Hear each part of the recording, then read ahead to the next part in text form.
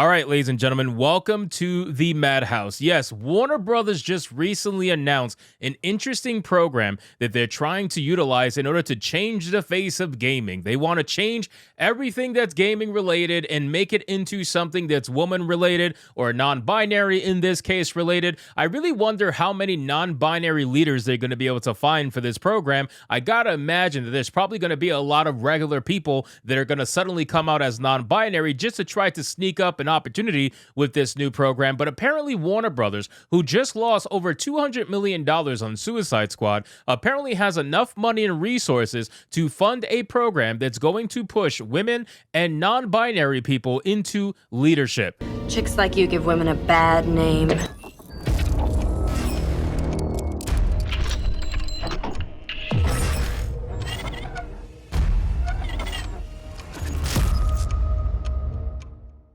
Now, yes, ladies and gentlemen, this is clearly something that they should be prioritizing, right? I mean, clearly things are going so well over at Warner Brothers, especially in the gaming sector, that they apparently want to change the face of gaming and make it go from male-dominated to apparently female and non-binary dominated. Now, good luck with the non-binary domination, considering that they're probably, 0.2% of the population, if at best. But I mean, listen, hey, anything's possible at the end of the day, except you making money, of course. So let's get into this article, guys, from Bounding Into Comics. But of course, before we do, if you are new here, just consider hitting that subscribe button. I would greatly appreciate it, and like the video to push us out into that YouTube algorithm. It says in an announcement that's sure to help the studio rehabilitate its reputation following its recent Suicide Squad Kill the Justice League and live service related debacles, Warner Brothers Games has officially launched a new women and non-binary leadership program with the intended goal of rehabilitating the male-dominated image of the overall video game industry. Now, here's the thing. Okay.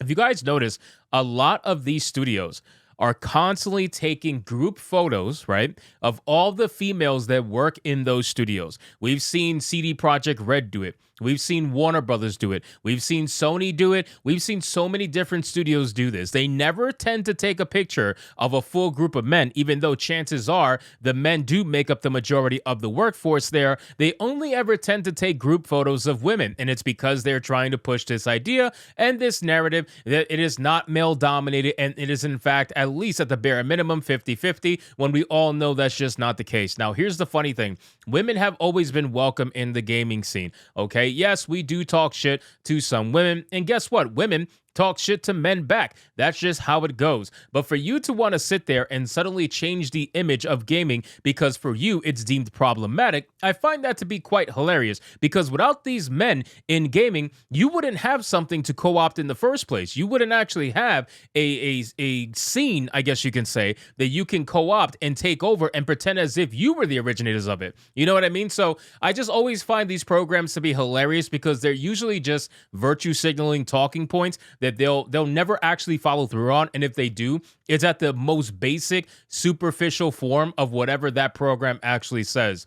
It says, revealed to the public, courtesy of built-in contributor Bridget Hogan, on May 22nd, following the conclusion of its inaugural 6-month run, the leadership program reportedly engaged 25 women and non-binary leaders from across Warner Brothers. So basically, if you want to be real, it's 25 women. Like they're trying to say 25 women and non-binary leaders, but we know that almost all of the non-binary people there are women, right? So what they're really trying to say is they engaged 25 women.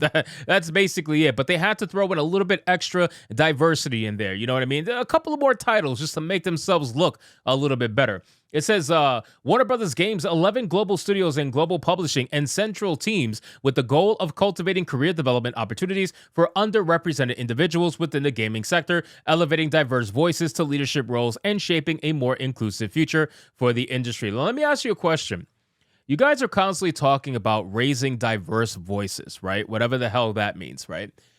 I find it to be quite hilarious that you think that by simply putting in someone who is diverse, which in this scenario essentially just means non-white, right?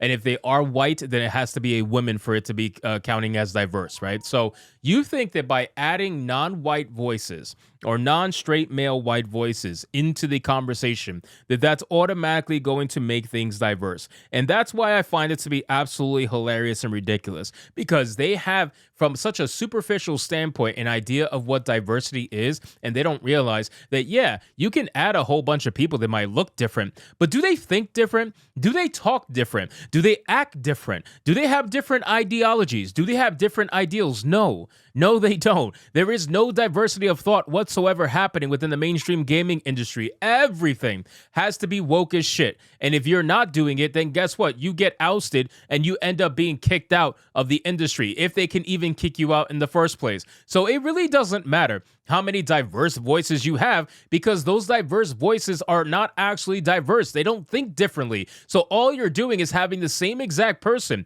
spewing the same exact nonsense and getting the same exact result in a different skin color. It makes no fucking sense whatsoever. It says Warner Brothers Games, a division of Warner Bros. Discovery, has launched a women and non-binary leadership program to upend the gaming industry's male-dominated characterization.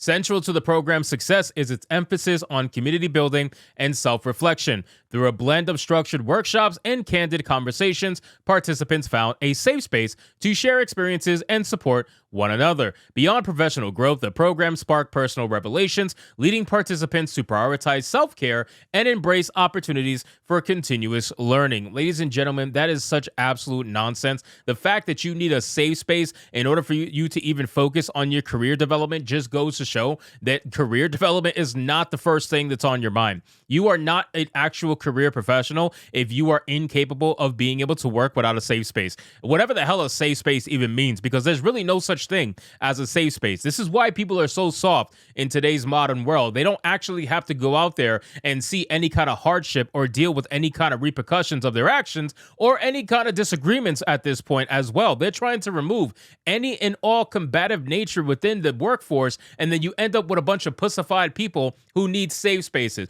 who need quiet rooms. You know what I mean? You ever seen those TikTok videos of Silicon Valley jobs? My day in the life as a Twitter employee? Yeah, it's like what, 30 minutes of working and 7.5 hours of doing absolutely fuck all. So that's exactly what we end up having here. And that's how Suicide Squad ended up the way it was. In discussion of this new leadership program, Hogan reached out to 3 female attendees of its first official event for their thoughts on its offerings and effectiveness. If you're resistant to a program like this, maybe consider it from a position of self-care, opined Jessica Durchin, a senior producer for WB Games' upcoming Wonder Woman title. Because of the people I met and how the program was organized, I found I was feeling better each day. It was self-care to learn something new, even something as simple as finding out I can access LinkedIn Learning through my company membership helped me grow and find new outlets that are both good for me and help me to feel good. It's all about them feels, ladies and gentlemen. It's all about feeling good. That's what it is. You have to feel good in order to do good. It's absolutely insane. And these are the people that are going to be leading your mainstream games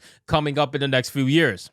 Likewise, Senior Manager of PR and Influencer Relations Ruby Rumjan asserted that the value that you get from the group's shared experiences helps you know that you're not alone. Having the support outside of your direct team is so beneficial, she added. Now that I have witnessed and experienced it myself, I really do encourage others to seek the same because it's really enhanced my working life at WB Games. I ended up with so much more than I could have imagined when I began. Again, ladies and gentlemen, I would love to know exactly what she ended up with, because I can only imagine when you actually speak to her and get down to the nitty-gritty of what it is, it's going to be the most superficial version of diversity learning or diversity in general that you will ever see. These people literally live by their skin color. They try to pretend as if their entire identity is their diversity. And again, who said that non-white people are diverse? You know what I'm saying? Like, I just don't understand why that's a thing. Why can't they just be people at the end of the day? Why can't you have difference of opinions? Why can't you have actual different ideologies? That way you can have real diversity, something that would actually create